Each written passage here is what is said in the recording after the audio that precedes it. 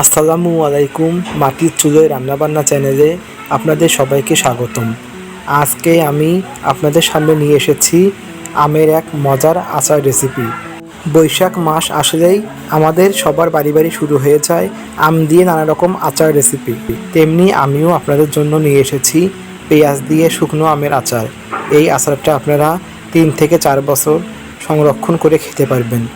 আশা করি রেসিপিটা আপনাদের অনেক ভালো লাগবে, তাই দয়া করে রেসিপিটা আপনারা প্রথম থেকে শেষ পর্যন্ত দেখবেন। আর আপনি যদি আমার চ্যানেলে নতুন হয়ে থাকেন তাহলে দয়া করে অবশ্যই আমার চ্যানেলটি সাবস্ক্রাইব করতে ভুলবেন না।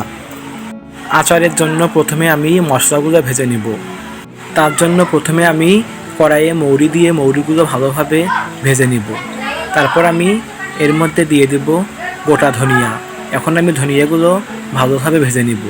ধনিয়া ভাজা হয়ে গেলে আমি তারপর ভেজে নিব জিরা। এখন আমি জিরা দিয়ে জিরাগুলো ভালোভাবে ভেজে নিব। জিরা ভাজা হয়ে গেলে আমি ভেজে নেব পাঁচফোড়ন। এখন আমি পাঁচফোড়নগুলো ভালোভাবে ভেজে নেব। আমি সবগুলো মশলা ভেজে নিয়ে মশলাগুলো গুঁড়ো করে নিব। দেখুন, আমি আমের এই আচারের জন্য পেঁয়াজ কেটে নিয়েছি। আমি এখানে 2 কেজি পরিমাণ পেঁয়াজগুলো ভালোভাবে পানিতে ধুয়ে কুচি করে নিয়েছি। যেহেতু এটা হচ্ছে আম পেঁয়াজি আচার, তার জন্য পেঁয়াজ একটু বেশি লাগবে। আর আমি এখানে নিয়েছি 250 গ্রাম পরিমাণ আমের আমশি। আমি আমগুলো গত বছর কুচি কুচি করে রোদে ভালোভাবে শুকিয়ে নিয়েছিলাম।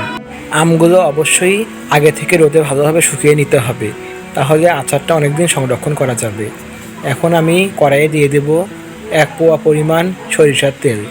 তেলের মধ্যে এখন আমি দিয়ে দেব 3 থেকে 4টা তেজপাতা। তারপর আমি এর মধ্যে দিয়ে দেব অল্প পরিমাণে পাঁচফোড়ন।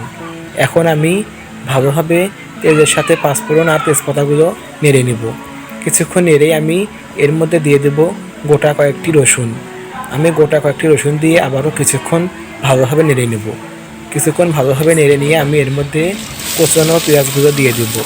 আমি এখানে কুচানো পেঁয়াজগুলো দিয়ে দিচ্ছি। এখন আমি পেঁয়াজগুলো দিয়ে কিছুক্ষণ ভালোভাবে নেড়ে নেব। কিছুক্ষণ ভালোভাবে নেড়ে নিয়ে আমি এর মধ্যে দিয়ে দেব 2টা সাদা এলাচ আর 2টা দারচিনি। এখন আমি আবারও পেঁয়াজের সাথে সবগুলো উপকরণ কিছুক্ষণ ভালোভাবে নেড়ে নেব। কিছুক্ষণ ভালোভাবে নেড়ে নিয়ে আমি ঢাকনা দিয়ে ঢেকে দেব। 2 থেকে 3 মিনিট পর আমি ঢাকনাটি উঠিয়ে নেব। এখন আমি আবারও পেঁয়াজগুলো কিছুক্ষণ নেড়ে নেব। মনে রাখবেন, পেঁয়াজের এই আচারের জন্য চুলার জালটা অনেক মিডিয়াম আঁচে রাখতে হবে, তাহলে খুব সহজেই এই আচারটা হয়ে যাবে।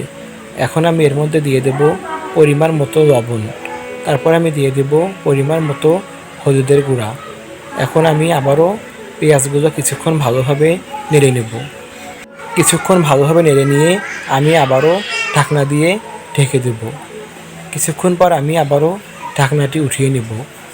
এভাবে 2 থেকে 3 বার ঢাকনা দিয়ে ঢেকে ঢেকে আমি পেঁয়াজগুলো একটু বাদামি করে ভেজে নেব।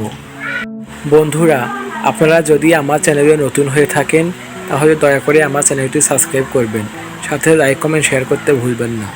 যখন দেখবেন যে পেঁয়াজগুলো বাদামি হয়ে এসেছে তখন এর মধ্যে আমের আমশিগুলো দিয়ে দিতে হবে। আমি আমের আমশিগুলো পানিতে ভালোভাবে ধুয়ে নিয়ে তারপরে এর মধ্যে দিয়ে দিলাম। যেহেতু আমি এটা 1 বছর আগে সংরক্ষণ করে রেখেছিলাম, তার জন্য আমি ভালো করে পরিষ্কার পানিতে ধুয়ে নিয়েছি। এখন আমি আমের সাথে পেঁয়াজগুলো কিছুক্ষণ ভালোভাবে নেড়ে নিব। কিছুক্ষণ ভালোভাবে নেড়ে নিয়ে আমি এর মধ্যে দিয়ে দেব পরিমাণ মতো শুকনা মরিচের গুঁড়া। এখানে শুকনা মরিচের গুঁড়া দিলে খেতে আরও ভালো লাগবে। এখন আমি আবারও পেঁয়াজ আমের সাথে শুকনা মরিচের গুঁড়াগুলো কিছুক্ষণ নেড়ে নেব। কিছুক্ষণ নেড়ে নিয়ে আমি এর মধ্যে দিয়ে দেব গুড়। আমি এখানে মিষ্টির জন্য গুড় দিয়ে দিচ্ছি। আপনারা চিনি দিয়েও করতে পারেন, তবে গুড় দিয়ে করলে বেশি ভালো লাগে। এখন আমি গুড়ের সাথে আমগুলো ভালোভাবে মিশিয়ে নেব। কিছুক্ষণ ভালোভাবে মিশিয়ে নিয়ে আমি এর মধ্যে দিয়ে দেব গুঁড়া মশলা। আমি যে মশলাগুলো গুঁড়ো করে নিয়েছি সেই গুঁড়ো মশলা এর মধ্যে দিয়ে দেব। প্রথমে আমি এর মধ্যে দিয়ে দেব ভাজা জিরার গুঁড়া। আমি এখানে পরিমাণ মতো ভাজা জিরার গুঁড়া দিয়ে দেব। তারপর আমি এর মধ্যে দিয়ে দেব ভাজা ধনিয়ার গুঁড়া। আমি এখানে পরিমাণ মতো ভাজা ধনিয়ার গুঁড়া দিয়ে দিচ্ছি। তারপর আমি এর মধ্যে দিয়ে দেব পরিমাণ মতো ভাজা মৌরির গুঁড়া। ভাজা মৌরির গুঁড়া দেওয়া হয়ে গেলে আমি এর মধ্যে দিয়ে দেব পরিমাণ মতো পাঁচফোড়নের গুঁড়া। এই গুঁড়া মশলাগুলো দিলে আমের আচারের ফ্লেভার যে কত সুন্দর হয় তা আপনাদের বলতে বোঝাতে পারবো না। এখন আমি মশলার সাথে আমের আচারগুলো কিছুক্ষণ ভালোভাবে নেড়ে নেব। কিছুক্ষণ ভালোভাবে নেড়ে নিয়েই আমি চুলা থেকে আচারগুলো নামিয়ে নেব। দেখুন আমার আচারগুলো কত সুন্দর হয়েছে।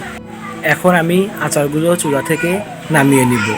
আচারগুলো আমি এখন ঠান্ডা হওয়ার জন্য একটা প্লেটের মধ্যে নামিয়ে নেব। খিচুড়ির সাথে এই আচার খেতে অনেক মজার হয়। আশা করি রেসিপিটা আপনাদের অনেক ভালো লেগেছে। এরকম মজার মজার রেসিপি পেতে দয়া করে আমার চ্যানেলটি সাবস্ক্রাইব করবেন। তো বন্ধুরা, আজকে এই পর্যন্তই। সবাই ভালো থাকবেন। ধন্যবাদ সবাইকে।